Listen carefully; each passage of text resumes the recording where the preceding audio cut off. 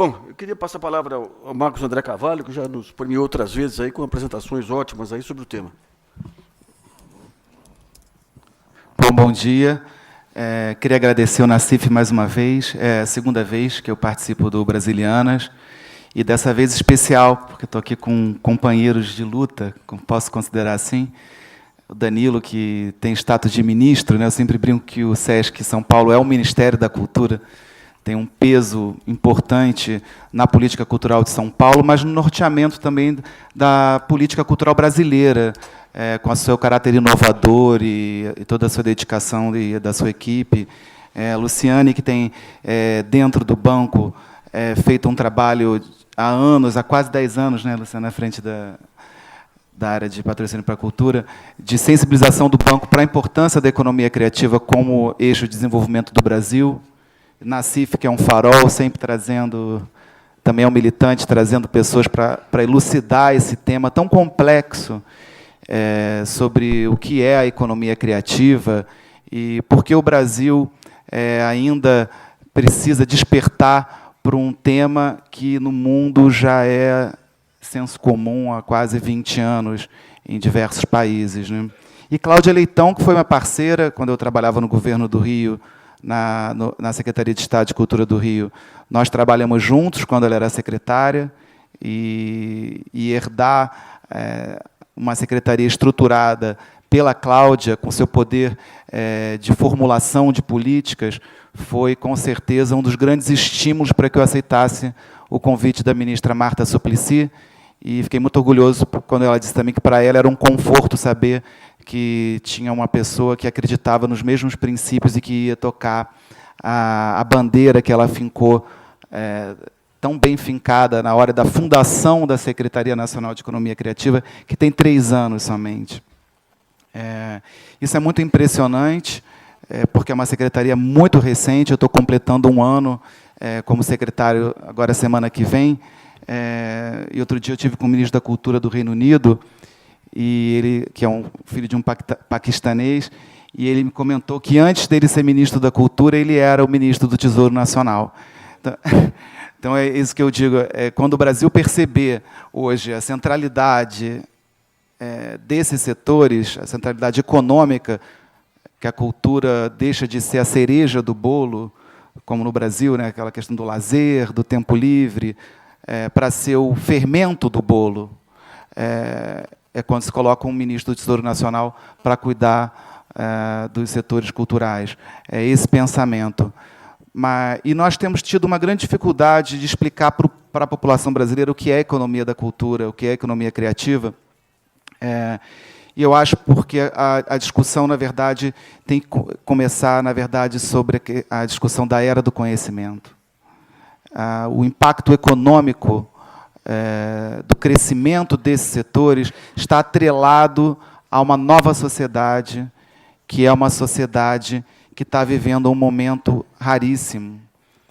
Poucas gerações viram um século. Poucas. Nós somos uma geração que está virando um milênio. E esse é um tema que poucas vezes eu vejo ser comentado. É uma revolução silenciosa de comportamento da sociedade mundial, de uma transformação de uma civilização. E isso gera um impacto econômico, porque a economia também está se transformando. E quando a gente começa a tentar explicar essa grande revolução pelo fim, pelo impacto econômico, fica difícil para que se compreenda de uma forma mais ampla esse paradigma que nós estamos vivendo. O Nassif, no começo, quando colocou a questão dos grandes músicos dos anos 60, né? E hoje essa pulverização de talentos, isso faz parte desse momento. E a cultura, a criatividade, ela funciona como um pêndulo. Nós temos momentos de picos criativos, como os anos 20, os anos 60, e depois esse pêndulo retorna, e agora nós estamos vendo, na verdade, uma ascendência de um movimento cultural muito poderoso, impactado também pela mudança do milênio, pelas novas tecnologias de informação, pelos desdobramentos dos efeitos da proximidade entre os povos que a globalização gerou, e a própria crise de modelos ambientais e econômicos que o mundo passou. Agora, com certeza, os avanços tecnológicos, as tecnologias de informação e as novas mídias têm um papel estrondoso nessa transformação, propiciando a aceleração desse movimento de transformação. E isso é uma transformação comportamental generalizada. Eu vou comentar alguns assuntos aqui. Por exemplo, Luciane deve ter acompanhado isso. Por exemplo, o crescimento do valor dos intangíveis numa marca de uma empresa. Antigamente, o patrimônio de uma empresa era medido pelos seus valores tangíveis. Quanto ela tinha de capital, de prédios, de ouro e ações. Hoje, quase 70%, 80% do valor de uma marca está atrelada no valor intangível, simbólico, do que representa essa marca junto à sociedade. E isso é um fenômeno que aconteceu de 10 anos para cá. Um outro movimento interessantíssimo. Antigamente, para você construir uma fortuna, você tinha que ter uma fortuna. Você tinha que ser herdeiro de uma fortuna e, com aquilo, você multiplicava a sua riqueza através de uma riqueza material existente. Hoje em dia, um rapaz com uma excelente ideia e, obviamente, com um talento genial, ele cria um aplicativo, ele cria uma plataforma digital e constrói o império. E, hoje em dia, vocês acompanham, não preciso chover no molhado, o que é a Google, o que é o Facebook, o que é o Instagram, que foi criado, inclusive, por um brasileiro. O investimento inicial é pífio, pequeno, obviamente não é uma sorte, é uma união de talentos e de profissionais excelentes, mas o que vale nessa sociedade, o maior valor dessa sociedade é realmente o conhecimento. E isso é libertador, porque abre um universo de possibilidades imensos de democratização do acesso ao mercado, ao empreendedor, de se posicionar no mercado. Nesse momento em que a informação está totalmente disponível, de uma maneira irrestrita nas redes. Quando o Nassif fala, nossa, mas eu não entendo, é impressionante, porque surge uma quantidade de músicos absurda. Realmente, eu lembro, eu estou com 41 anos, eu comprava o LP do Legião Urbana na loja. Isso foi ontem de manhã. E nós tínhamos acesso às músicas daqueles LPs que a gente tinha em casa, quando era uma fita cassete que a gente ia e copiava. Hoje em dia, você entra na web e você tem acesso ao acervo mundial de músicas. Você pode ter o que você quiser. Obviamente, isso gera um enriquecimento de repertório, a parte toda de formação artística. Além disso, a própria parte técnica. Hoje em dia, você entra no YouTube e você treina com Yamandu Costa, porque ele está lá tocando para você infinitas vezes para que você possa estudar a técnica manual da execução daqueles instrumentos. Isso é um exemplo que se espalha por todos os setores culturais. E isso gera, obviamente, uma geração extremamente talentosa, porque tem um acesso total aos conteúdos culturais, e isso é completamente novo. Fora a questão da parte também da possibilidade da distribuição, que é a descentralização dos mecanismos de distribuição, que antigamente eram concentrados nessas grandes empresas fonográficas e audiovisuais, etc. Outro aspecto importante, na próprio eixo da produção artística. Antigamente, você, para montar um estúdio de música, você tinha que ter 3, 4 milhões de reais, e para montar uma sala do tamanho dessa aqui. Hoje em dia, você compra uma placa que reúne todos aqueles equipamentos que iriam ocupar essa sala inteira, numa placa desse tamanho, que custa 15 mil reais. Esse é o choque de paradigma que a gente está vivendo também na parte da produção de conteúdos culturais. Hoje, um jovem monta um estúdio com 15 mil reais, 30 mil reais, que montaria há 20 anos atrás com 3 milhões de reais. E isso também causa toda uma desconcentração da produção. Além disso, a gente tem um choque de paradigma também do próprio papel do artista. Outro dia eu estava conversando com o Cacá Diegues e ele disse: nossa, eu estou ferrado, porque eu não sirvo mais para nada. O que eu sou? Eu não sei mais quem eu sou, porque hoje todos somos artistas. Quando um jovem começa a postar no Instagram, a escolher os filtros, a recortar a foto, ele está se transformando num artista visual, num fotógrafo. E isso está acontecendo aos milhões. Aos milhões. Quando uma pessoa hoje em casa ensaia uma dança e posta no YouTube e de uma hora para outra tem 3 milhões de compartilhamentos e ele entra na cena cultural, ele não precisou estudar em lugar nenhum, ele não precisou muitas vezes ter acesso a todo um processo de construção de uma carreira artística que há 30, 40, 50 anos atrás e daí para trás era necessário. Então, o próprio papel do artista e nessa sociedade que nunca consumiu tanta cultura, porque nunca se consumiu tanta cultura no mundo. Isso quer dizer o seguinte: nunca uma sociedade amou tanto a arte e a cultura como a nossa sociedade. A ponto de todos querermos ser artistas, e a produzir conteúdos, e a protagonizar, não ser uma coisa de fã, do palco italiano, daquela... Não, eu também sou um indivíduo, eu também sou um ser humano que quero me expressar e que quero produzir arte e cultura. Então, esse é o contexto dessa nova economia, que é a economia da cultura, né?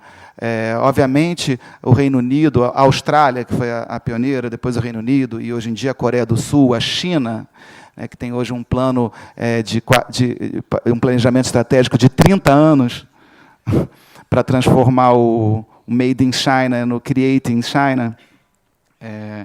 Eles, com certeza, não colocaram a cultura como eixo estratégico do desenvolvimento do país, eixo como um todo, não só econômico, mas do país como um todo, mas principalmente com o desenvolvimento econômico, simplesmente porque, de uma hora para outra, eles acharam que cultura era uma coisa importante para a diversidade cultural, as nossas identidades culturais.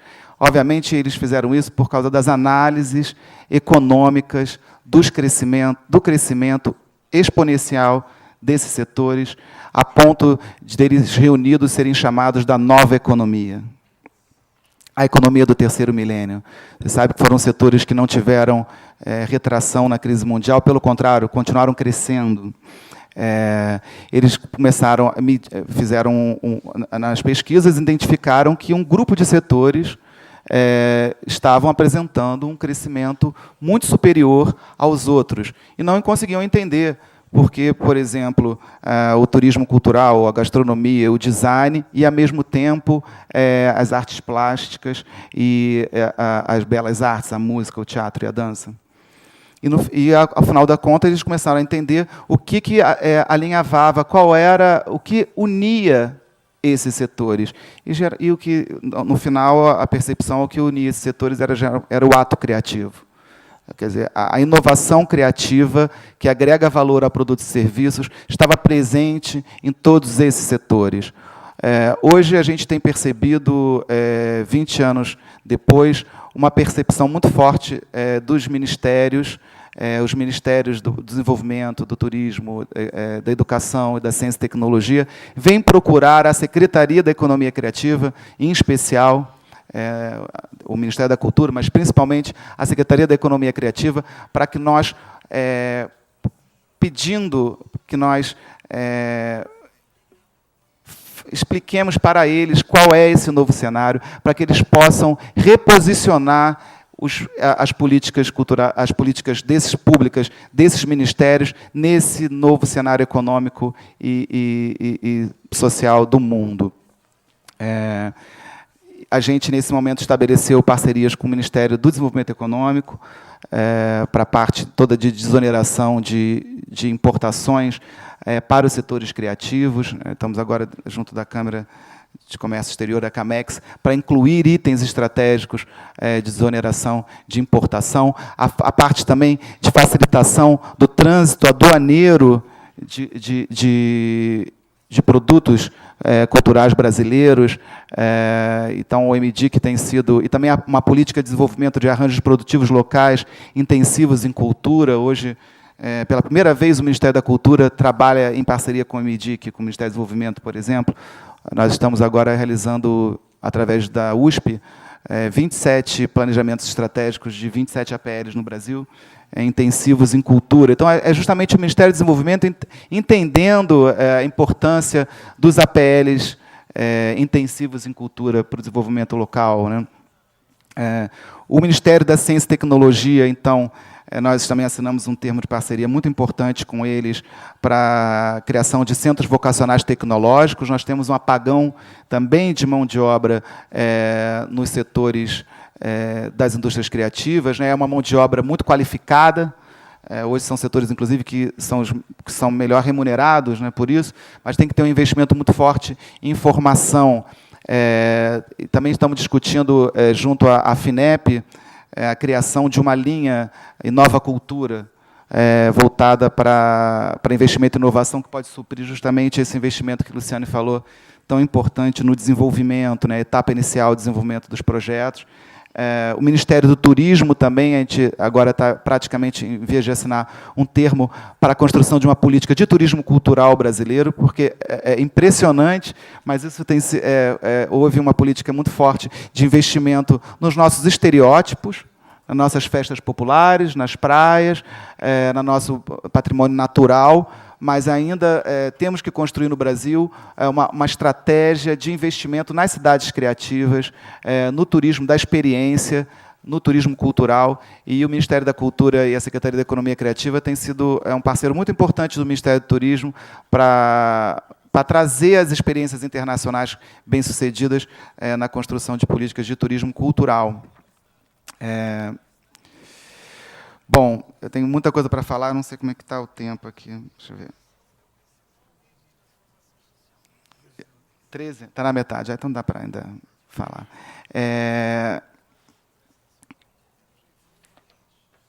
Falei do MCTI. Não, e o Ministério da Educação, esse, então, que carrega ainda o C de Cultura, né? E carrega um orçamento muito poderoso. Com certeza. Obviamente, é um orçamento que, quando a gente observa, ele parece muito, mas você vê a capilaridade das escolas públicas no Brasil e o investimento nas universidades, ele é um orçamento pequeno, por incrível que pareça. Mas ele é muito superior ao orçamento do Ministério da Cultura.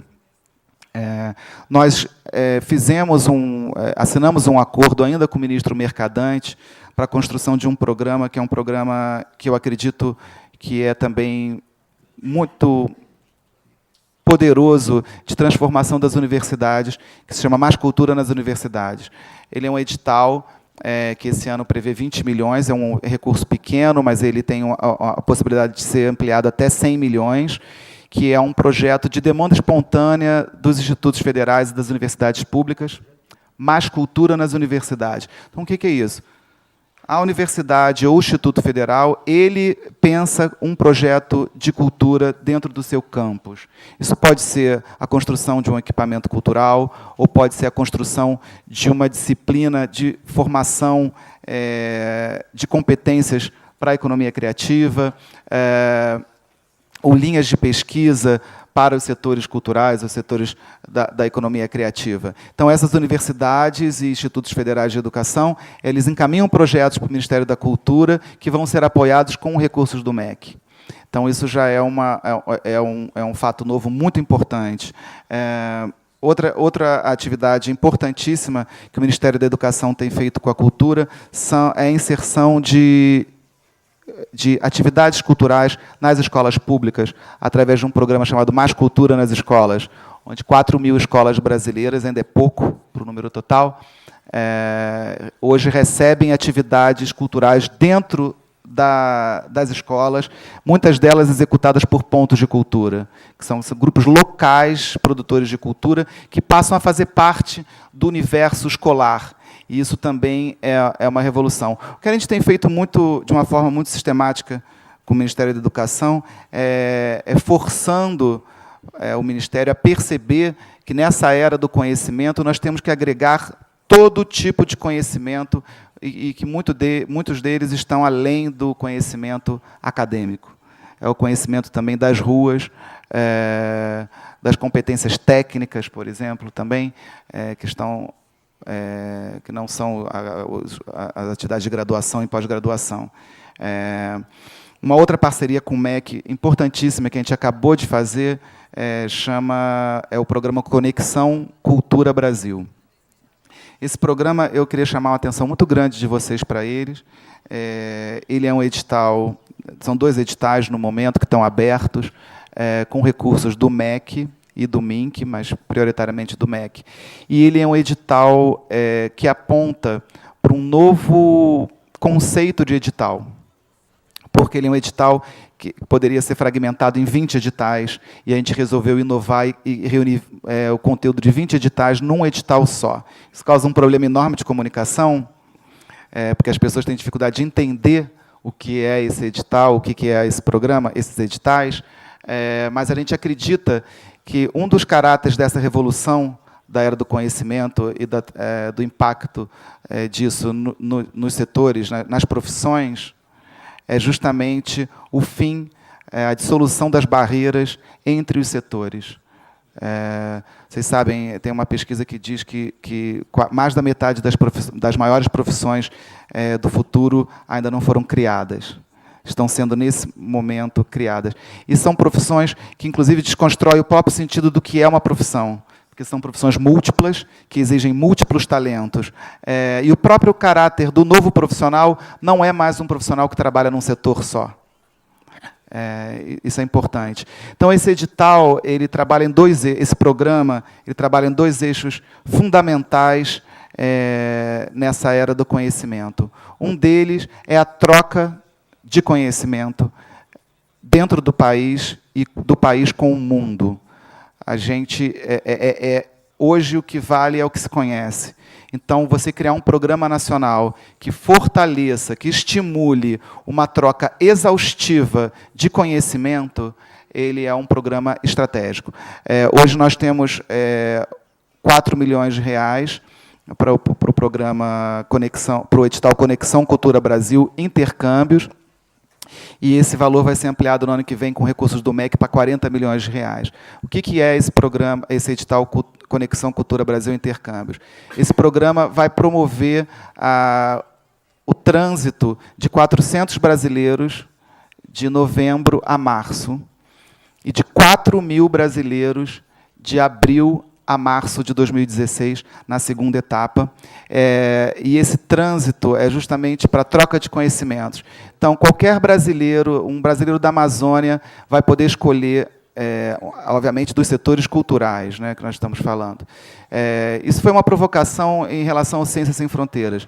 Vocês conhecem hoje o programa Ciências Sem Fronteiras, eu tenho viajado e realmente é um programa inovador no mundo.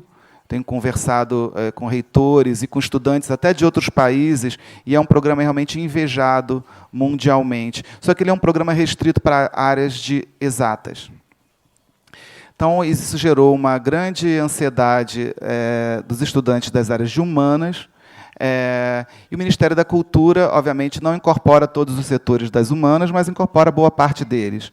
E a gente resolveu criar uma alternativa para esse estudante das áreas artísticas e culturais.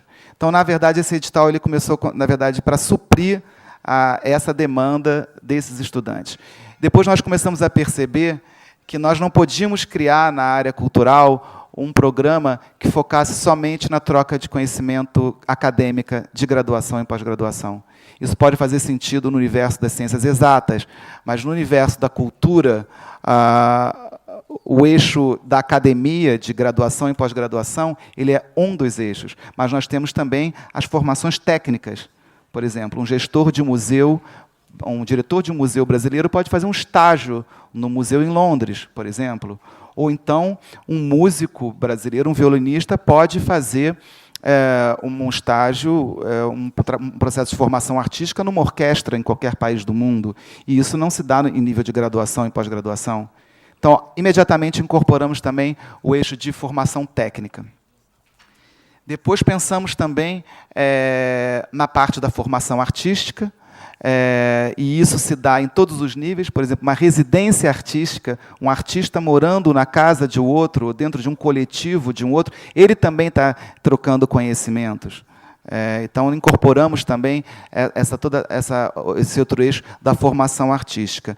Então, é um edital que trabalha graduação, pós-graduação, formação técnica, formação artística, estágios e residências. Ele, por si só, já é muito... Isso para 20 setores, que são os setores da economia criativa. Além disso, nós pensamos, mas existem também as trocas negociais. Nós temos muito que aprender com o empreendedorismo cultural dos outros países. Então, temos que criar um eixo importante de promoção da cultura nacional, que é isso que o Nassif falou no começo. Nós temos, talvez, hoje, um país com uma das maiores marcas, de uma marca de país de cultura mais bem posicionadas no cenário mundial. Eu sempre falo o exemplo do Michel Teló, né? Outro dia eu liguei a televisão, era o Globo Esporte. Aí eu vi uma criancinha com aquela túnica saindo de uma cabana no deserto Saara, cantando Ai Se Eu Te Pego. Obviamente...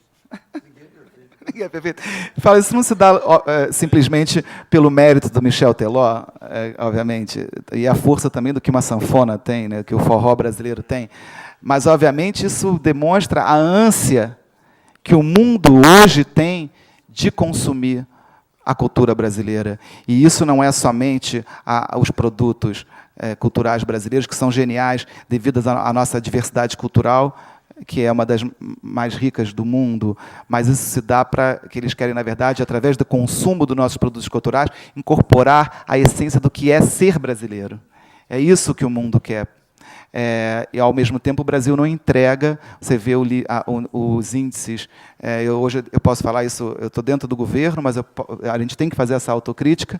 Se você vê o ranking da exportação de produtos e serviços culturais mundiais, o Brasil está atrás de países que têm um potencial, com todo respeito, muito menor, tanto na sua diversidade cultural, como no seu posicionamento de marca, da marca Brasil, a marca Rio, a marca São Paulo, né, são marcas hoje muito poderosas, né? E a marca das nossas festas populares também, como o Carnaval, com toda a sua riqueza. Então, nesse programa Conexão Cultura Brasil, nós criamos também um eixo de promoção. Então, qualquer artista brasileiro também recebe recursos para participar de qualquer atividade de promoção, como festivais, rodadas de negócio, por exemplo, que é um eixo também que o Ministério da Cultura não reconhecia, você fomentar a ida de um produtor para vender a cultura brasileira. O Ministério da Cultura trabalhava simplesmente no envio do artista em si.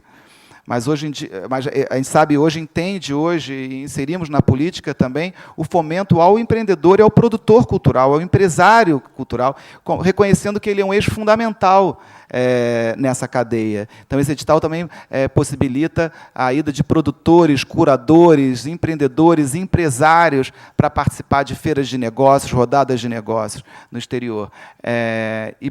Então, como vocês podem observar, é um edital... É um programa amplo, onde tudo cabe, ao mesmo tempo ele é completamente estratégico, ele não é uma bagunça, eu acho ele moderno, aponta para um novo modelo, e hoje em dia ele se resume em 2 editais, que é o Conexão Cultura Brasil Intercâmbios, que é toda a parte de intercâmbios de troca de conhecimentos e de promoção, e de business, de negócios, e um outro específico que se chama Conexão Cultura Brasil Negócios, e esse, embora o eixo negócios esteja incorporado no Conexão Cultura Brasil Intercâmbio, esse Conexão Cultura Brasil Negócios é focado em eventos de negócios estratégicos que são apontados pelo Ministério das Relações Exteriores, pela Apex, pelo Ministério da Cultura, que também é um trabalho integrado, que esse também, Nassif, é um dos trabalhos importantes da Secretaria, que é justamente criar esses grupos de trabalho interinstitucionais. Antes de terminar, eu tinha ainda tanta coisa para falar. Queria falar sobre a rede de incubadoras Brasil Criativo. A gente hoje tem 7 incubadoras inauguradas já, Luciana, em 7 estados do Brasil. Vamos inaugurar mais 7, ao tempo esgotou. Eram 13, agora a Amazônia entrou também. E a importância de trazer para o universo da cultura as ferramentas de gestão de empreendimentos, né? O setor cultural ele é muito reticente em relação à incorporação dessas ferramentas como planejamento estratégico, diversificação das linhas de fomento, né? A gente tem um mercado cultural muito viciado nas leis de incentivo e na política de editais, que são importantíssimas, não é uma coisa pela outra.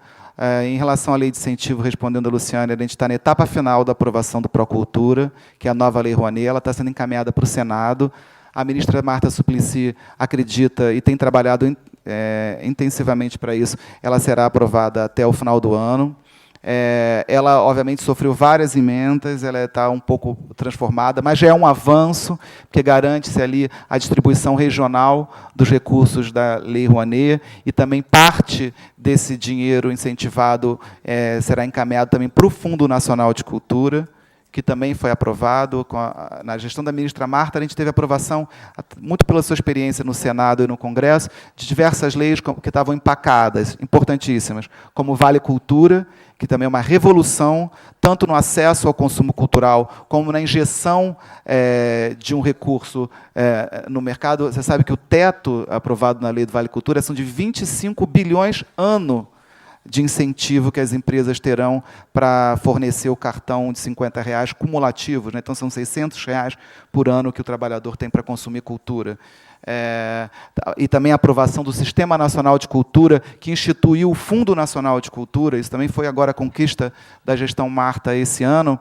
E parte do recurso da Lei Rouanet, através da nova Lei Rouanet, migrará, não é tudo, obviamente, mas parte dele para o Fundo Nacional de Cultura, para um repasse fundo a fundo. E isso também é uma revolução de pacto federativo pela cultura, porque os estados e os municípios têm que criar uma lei de cultura, e dentro dessa lei tem que criar um conselho de cultura paritário com a sociedade civil participando, assim como também tem que criar um fundo estadual e municipal de cultura para viabilizar o repasse fundo a fundo. Então, que na verdade é o SUS da cultura. Isso é estruturante, faz com que os municípios discutam cultura e passem a valorizar a cultura. Se a gente tem uma dificuldade enorme de sensibilizar o governo federal, os ministérios, para a importância da cultura como eixo central de desenvolvimento econômico do país nesse novo milênio, você imagina isso numa prefeitura do interior. Então, o Sistema Nacional de Cultura e a criação dos fundos também ajuda a estruturar a política cultural nos municípios brasileiros. Isso também vai ser uma... Fora toda a questão também da agilidade do repasse, né, que não precisa fazer convênio com a prefeitura, nada, o dinheiro vai fundo a fundo, é rápido. Agora, obviamente, o Ministério da Cultura também tem que ter, esse fundo tem que ser, o orçamento dele tem que crescer para dar conta dessa demanda toda que vai surgir, e a luta pelo incremento do orçamento do Ministério da Cultura. Hoje o orçamento do Ministério da Cultura é 0,13 do orçamento da União. A gente tem a PEC 150 também, que é uma lei que aumenta isso para 1% imediatamente. A gente acredita, inclusive, que isso tem que ser feito de maneira escalonada, né, CIF? 0,5%, primeiro, porque o Ministério da Cultura também tem que ter, inclusive, fazer concursos para que tenha equipe para conseguir gerir essa máquina com o aumento desse orçamento, né? Uma coisa está atrelada à outra. Agora, com certeza, o orçamento do Ministério da Cultura tem que ser um orçamento que justifique a centralidade que o Ministério da Cultura hoje tem que ter no desenvolvimento do país. Bom, queria convidá-los a conhecer a rede de incubadoras Brasil Criativo. Eu não vou ter tempo de falar, infelizmente, é o meu projeto que eu tenho mais carinho, porque eu só vou terminar falando isso. Quando o ministro Gilberto Gil entrou, ele criou essa política de seleções públicas transparentes, republicanas, que são os editais. Porém, esse recurso, quem sabe onde esses editais existem? Quem tem um CNPJ? Quem sabe traduzir a prática de uma produção cultural para o papel, que é o que é julgado? Quem sabe depois gerir o recurso público com toda a complexidade da burocracia brasileira? Quem sabe prestar conta desse recurso? Quem sabe, quem conhece outros mecanismos além dos editais? Quem sabe escrever um projeto para Lei Rouanet? Quem sabe quais são as empresas que patrocinam projetos que têm uma política cultural afinada com a sua produção cultural? Fora isso, toda a parte também de acesso ao crédito, por exemplo, hoje o produtor cultural é diferente da padaria. O padeiro, o cabeleireiro vai lá no banco e pega um microcrédito, depois devolve. O pessoal da cultura não tem essa cultura, é tudo fundo perdido, né? E também onde nós encontramos um ecossistema onde a gente pode encontrar todos os atores desses setores, já que hoje em dia num game você tem um designer que faz o design, você tem um músico que bota música no game, tem o programador também, e tem o advogado, porque aquilo é uma propriedade intelectual. Então, as incubadoras Brasil Criativo, uma incubadora que, na verdade, é a importação do modelo dos parques tecnológicos para o universo da cultura, com toda a customização que tem que haver para isso, é justamente um espaço que vem trazer para o Brasil esse conceito que a turma da cultura tem que pensar em planejamento estratégico, tem que pensar em diversos cenários, o pessimista, o realista e o otimista, tem que captar recursos e descobrir novas fontes de financiamento, tem que se formalizar, como se abre uma ONG, como se abre uma produtora. Então, as incubadoras, elas têm uma governança com bancos, com o Sistema S, com as universidades, com a junta comercial, que está lá dentro formalizando também, o SEBRAE, que está formalizando via microempreendedor, o Ministério do Trabalho, criando um balcão de emprego voltado para os setores culturais. Então, na verdade, é a casa multissetorial e multiinstitucional, onde o empreendedor cultural e o artista começa a pensar na importância de se incorporar as ferramentas de gestão de empreendimentos para potencializar esses setores. Hoje nós temos 7 incubadoras Brasil Criativo inauguradas, e até o final do ano teremos mais 7, fechando com 14, e o objetivo é até 2015 a gente inaugurar uma em cada estado do Brasil. Muito obrigado, gente.